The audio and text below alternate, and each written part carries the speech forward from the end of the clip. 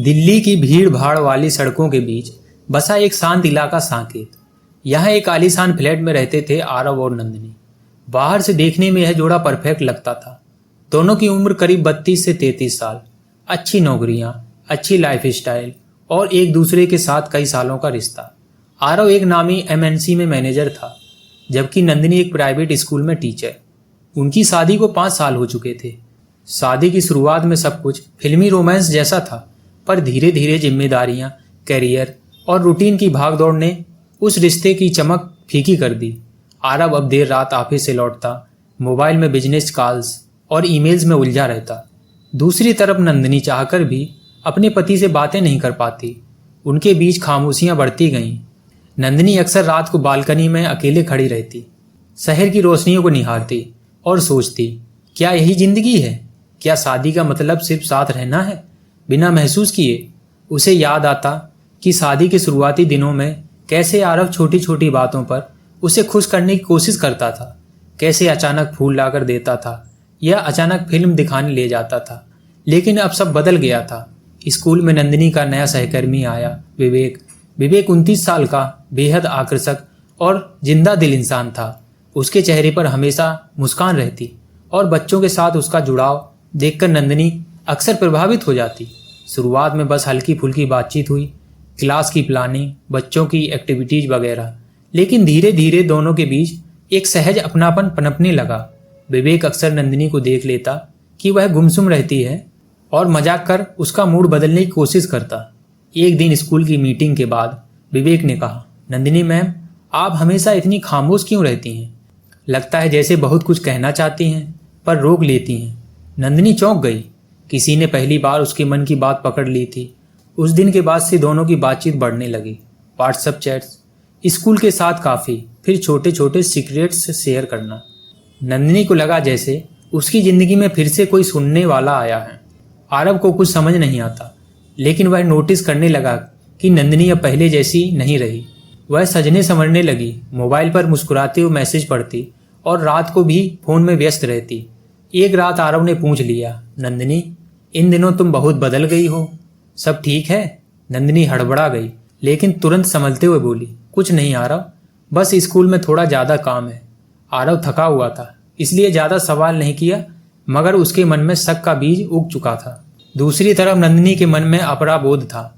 उसे पता था कि जो हो रहा है वो सही नहीं है, लेकिन विवेक के साथ उसे वो अपनापन मिलता जो शायद शादी के बाद खो गया था। विवेक भी धीरे धीरे अपने दिल की बातें करने लगा। नंदिनी, पता है, जब भी तुम हंसती हो लगता है पूरी दुनिया खूबसूरत है। तुमसे बातें करके लगता है जैसे सब कुछ आसान है। ये सुनकर नंदिनी का दिल धड़क उठा।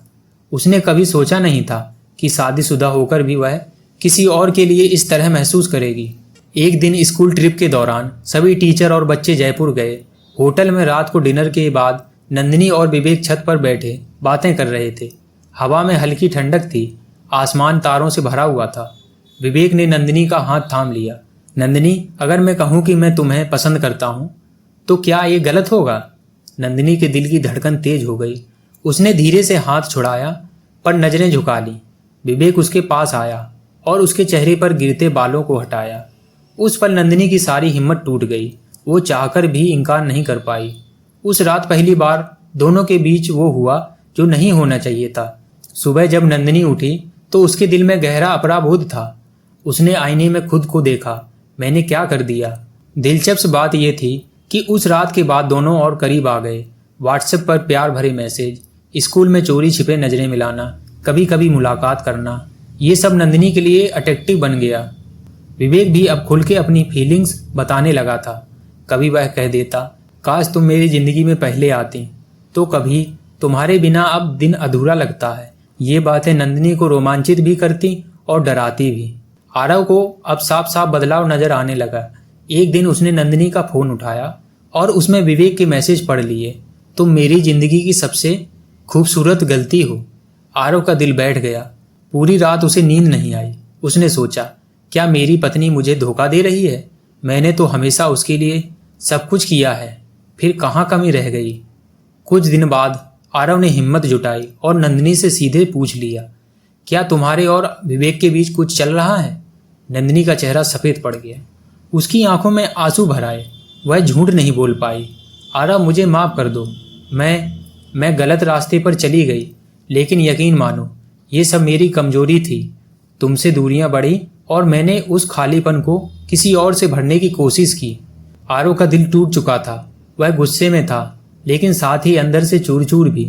कुछ देर चुप रहने के बाद उसने कहा, नंदिनी, गलती इंसान से होती है, लेकिन अगर तुम सच में पछता रही हो और इसे ख़त्म करना चाहती हो तो मैं तुम्हें एक मौका दूंगा, लेकिन शर्त यह है कि विवेक से सारे रिश्ते तोड़ दो। नंदिनी फूट फूट कर रो पड़ी। हाँ आरव, मैं वादा करती हूँ, मैं बस तुम्हारे साथ रहना चाहती हूँ, मुझे एक मौका और दो। नंदिनी ने अगले ही दिन विवेक से बात की। विवेक, जो हमारे बीच था वो अब ख़त्म करना होगा। मैं अपने घर को, अपने रिश्ते को बचाना चाहती हूँ। कृपया मेरी ज़िंदगी से दूर हो जाओ। विवेक पहले चुप रहा, फिर बोला, नंदिनी, मैं तुम्हें खोना नहीं चाहता था, लेकिन अगर तुम्हारी खुशी इसी में है तो मैं दूर चला जाऊंगा। उस दिन के बाद विवेक ने स्कूल से इस्तीफा दे दिया और कहीं और जॉब पकड़ ली। आरव और नंदिनी के बीच का रिश्ता आसान तो नहीं रहा। कई महीनों तक उनके बीच चुप्पियां छाई रहीं। आरव अक्सर सोचता कि क्या वो नंदिनी पर फिर से भरोसा कर पाएगा।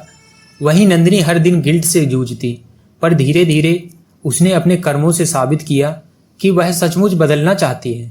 वह आरव के लिए छोटी छोटी चीज़ें करने लगी। ऑफिस से लौटने पर उसका पसंदीदा खाना बनाना, उसके साथ बैठकर दिन भर की बातें करना, वीकेंड पर फिल्म देखने का प्लान बनाना। धीरे धीरे आरव का गुस्सा कम हुआ और उसका दिल फिर से पिघलने लगा। उसने महसूस किया कि अगर वह इस रिश्ते को दूसरा मौका नहीं देगा तो सब खत्म हो जाएगा। एक रात उसने नंदिनी का हाथ थामते हुए कहा, शायद मैं तुम्हें पूरी तरह माफ नहीं कर पाया हूँ, लेकिन कोशिश कर रहा हूँ, और शायद तुम्हारी कोशिशें मुझे फिर से भरोसा करना सिखा देंगी। नंदिनी ने रोते हुए उसका हाथ कसकर पकड़ लिया। कई साल बाद जब उनके घर में बच्चे की किलकारियां गूंजी तो नंदिनी को एहसास हुआ कि उसने सही समय पर सही फैसला लिया था। वो चाहती तो विवेक के साथ बहकाव में बह जाती, पर उसने अपने घर को चुना। आज जब वह अपने बेटे को गोद में लेकर आरव को देखती है तो उसकी आंखें खुद ब खुद नम हो जाती हैं। कभी कभी रिश्तों में दूरी आना स्वाभाविक है, लेकिन उस दूरी को मिटाने के बजाय अगर कोई गलत रास्ता चुन लिया जाए तो वो रिश्ता बिखर सकता है। भरोसा टूटने के बाद उसे जोड़ना मुश्किल होता है, लेकिन अगर दोनों चाहें तो सब कुछ संभव है। दोस्तों, इस कहानी पर आपकी राय हमें कमेंट में ज़रूर बताएं। अगर वीडियो पसंद आया हो तो लाइक करें। ऐसी और कहानियाँ सुनने के लिए चैनल को सब्सक्राइब करें और घंटी को दबाकर ऑल पर सेट कर लीजिए, ताकि नई वीडियो की नोटिफिकेशन आपको तुरंत मिले। मैं मिलता हूँ आपसे अगली कहानी में। धन्यवाद।